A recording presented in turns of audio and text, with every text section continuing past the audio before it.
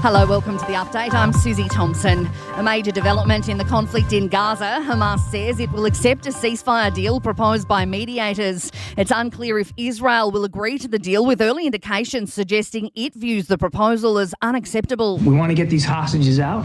We want to get a ceasefire in place for 6 weeks. We want to increase humanitarian assistance. We are at a critical stage right now. That's US State Department spokesman John Kirby.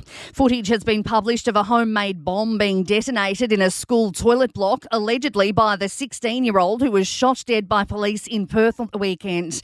News Corp is reporting the boy was suspended from school after the explosion. Experts are investigating how the teenager was radicalised before he stabbed a man in the random attack.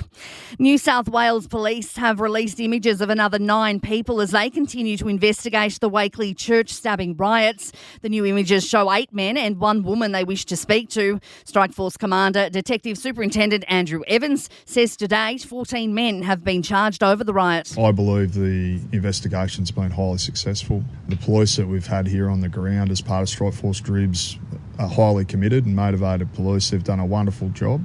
Transit crime detectives in Melbourne are seeking information about an incident which left an 81-year-old woman unconscious near Jolimont railway station. Police say the woman told an e-scooter user to get off the footpath following a footy game on Friday. The scooter then struck her from behind. The rider failed to stop.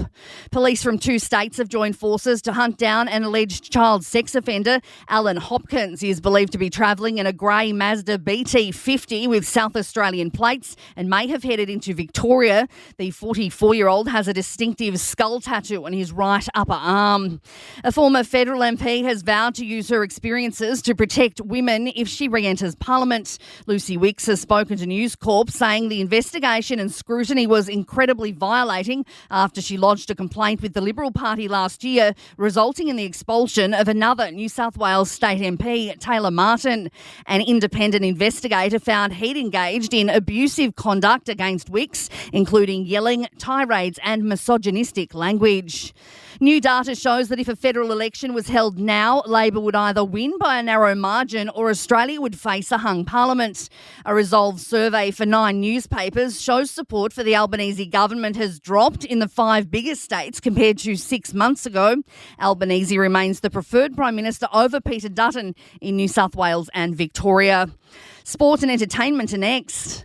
In sport, Tom Liberatore has been ruled out indefinitely by the Western Bulldogs. The star midfielder suffering a 4th concussion at the weekend in just 22 AFL games against the Hawks. Australian baseball star Travis Bazzana continues to strengthen his claims for a top 3 pick in the MLB draft. He's hit 3 home runs in 1 game for his college, Oregon State, now at 22 for the season. In entertainment news, one of the biggest fashion events of the year, the Met Gala, is kicking off in New York this morning. Hundreds of guests, including actors, musicians and models, are set to walk the red carpet. This year's theme is the Garden of Time. And it seems Ryan Gosling's press run for his new action movie hasn't helped at the box office. The Fall Guy had a disappointing opening weekend, raking in just $28 million in the US. It had hoped to almost double that figure. And that is the latest from the Nova podcast team. We'll see you later on for another update. I'm Susie Thompson.